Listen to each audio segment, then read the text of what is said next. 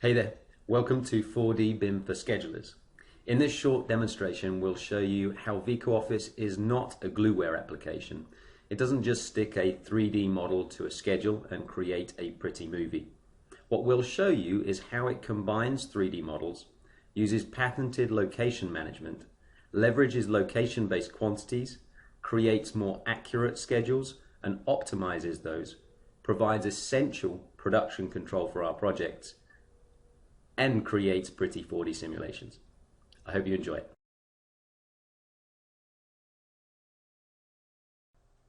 Let's check out bringing in 3D models. This is a Revit model. Simply hit Publish from the Vico add-on in the ribbon, and it will show you the available projects in the project server. Publish, and when your publish is complete, the model will appear in Vico's document register. Let's also publish the superstructure. Vico Office supports many different file formats, including Revit, ArchiCAD, Tekla, IFC, AutoCAD MEP, AutoCAD Architecture, SketchUp, CAD Duct, and many more. Here we'll see an architectural model being published from ArchiCAD as well. Importantly, Vico Office stores a full version history of the 3D models too. If we make changes to this Revit model, we can add some slab penetrations, modify some of the pile caps, and we can republish it as a new version of the 3D model. The new version will be flagged with a red square in our document register.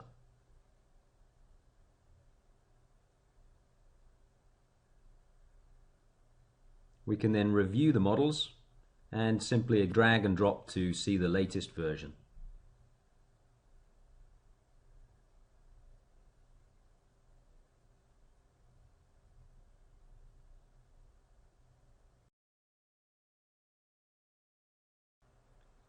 Let's check out project location management. Vico Office uses a patented non-destructive element splitting technology. Here we see floor locations that could split, for example, columns that would pass through multiple floors. We see the floor isolated and understand what is included in that scope.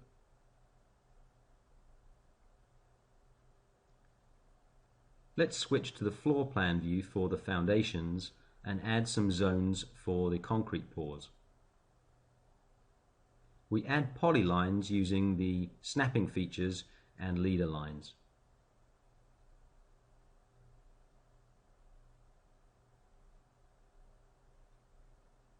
We'll divide the foundations into 4 pour zones.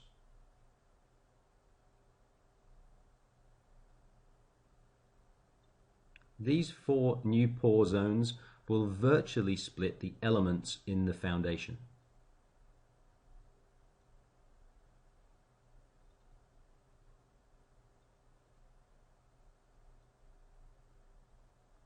It will also recalculate the quantities for each location.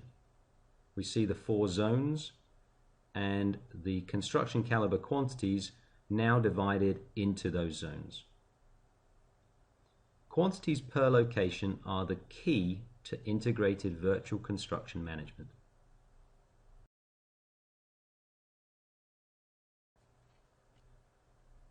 Vico's scheduling solution adds more power to the basic CPM scheduling method.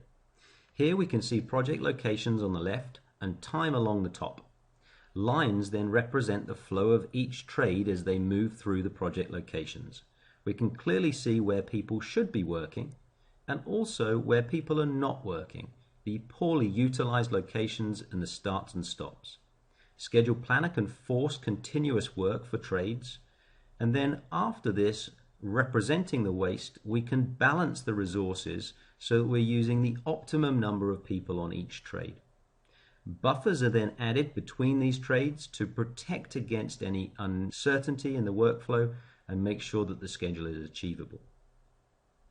Here in the software we see a piling task added, which shows in the location-based view and also in the Gantt chart view on the right. By dragging and dropping from the estimate, we're going to leverage the integrated workflow and exploit any of the work already done by the estimator. The task is then loaded with quantities, costs and resources for each location where there is work. We see more accurate scheduling because of the calculation for each duration in every location. Because of the varying quantity of work, we have a different duration. We can add more tasks, drag and drop, and define task drivers by adding the hours per unit or units per hour. This method results in task durations calculated for each location with the assumptions being made explicit and available for update. We can also have a many-to-one relationship, and if the estimator has already provided resources, we can synchronize using a one-to-one relationship between the estimate and the schedule. The next step is to define trade logic, and this can be done in any view, but quickly creating it in the network view and letting the layers of location-based logic automate the rest is a pretty fun way to build a schedule. Here we see how all of the trade links and logical dependencies are created automatically in the Gantt chart. We can now use the flowline view and drag the tops of the lines to see how many resources we would require in order to optimize around any of the bottleneck trades. 4 piling rigs here would be required in order to achieve the pace, 2 rebar crews, and so on. We can allow for some work like the concreting activity to be discontinuous, and we're dragging and optimizing the other trades around. We can highlight the critical path and then define the areas where we need to add buffers to protect against any uncertainty in the field.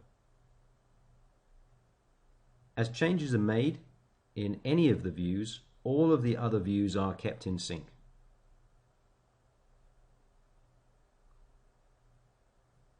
Instantly, we can review the 4D simulation to check for any schedule busts.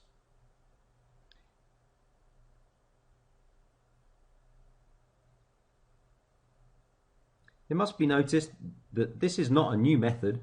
It was in fact used on the Empire State Building with amazing results. It was a 102-story building in 18 months, and they used the location-based management principles to plan for continuous and aligned work with the emphasis on controlling the work. They used actual quantities per location to plan. They managed by production rather than just by the end date. And they were trying really to reduce the risk of that cascading delay that we'll see later. This method was specifically designed for construction. We're able to highlight planned work by location, identify wasted opportunities, the bottlenecks and inefficiencies, the starts and stops. We're then able to optimize the plan and start with the right number of resources on the right date. We ensure continuous flow. And adding BIM and lean principles to this method just takes it the step further.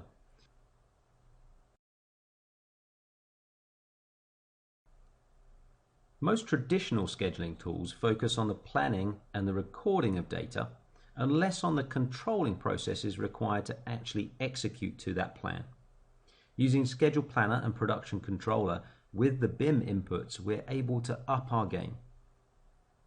As we've seen, we prepare a more optimum plan by leveraging location-based quantities, productivity data, cost and resources to drive our schedules. We also use pull planning processes to implement realistic look-ahead plans and achieve commitment to the plan. Analysis of actual productivity data provides us forecasting and warnings of any potential clashes in the field, and we use these forecasts and the alarms to inform site meetings, implement mitigation measures, and really control the plan. We then complete that learning loop to provide better starting data and improve our next plan. In the tool, we use a simple matrix of locations and tasks to check off what's been complete. This progress is shown as a dotted line in the flow line against the solid target lines. Green squares show complete, blue on time, yellow is behind, and red is late starting. The forecast is then shown as a dashed line in the flow line view. Alarm warnings with red dots forecast likely clashes, and the potential of a cascading delay is highlighted. We can see that the change of one drywalling crew is going to correct the forecast. Very simply, we had one crew. Changing to 2 crews will bring the drywalling back on track and correct the problem. In the software, we can step through time to today's report date by using the history mode. We see the dotted line showing historical progress for the piling activity. For the form pile caps task, we can enter progress by clicking on the matrix and choosing either simple start and end dates for that location, or by adding progress per day and indicating whether we were or were not working on some of the days.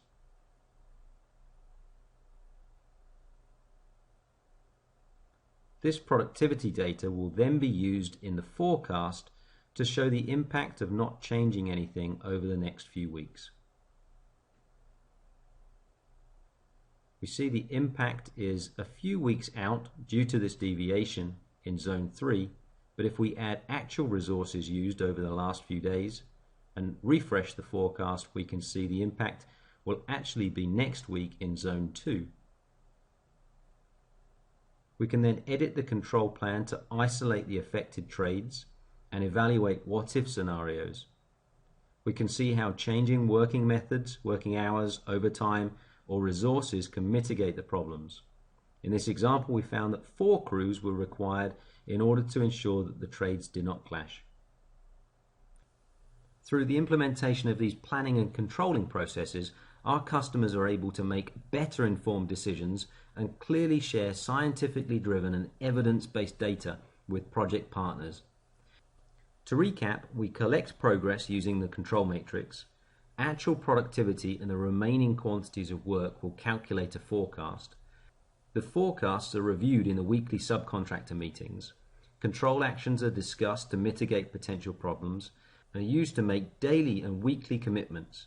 PPC metrics and root cause analysis are used to support a learning culture and help ensure teams work towards making more reliable promises. The social sharing process on site is done via the production wall. This is a visual display of progress, commitments, and performance.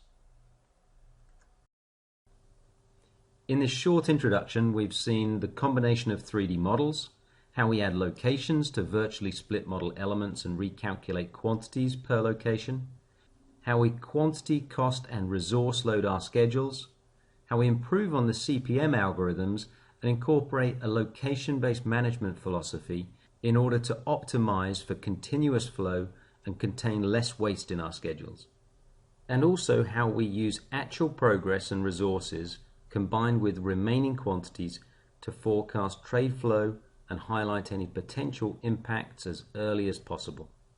You can see more comprehensive project examples in Fridays with Vico sessions on our website and on the YouTube channel. Please get in touch for more information about Vico Office.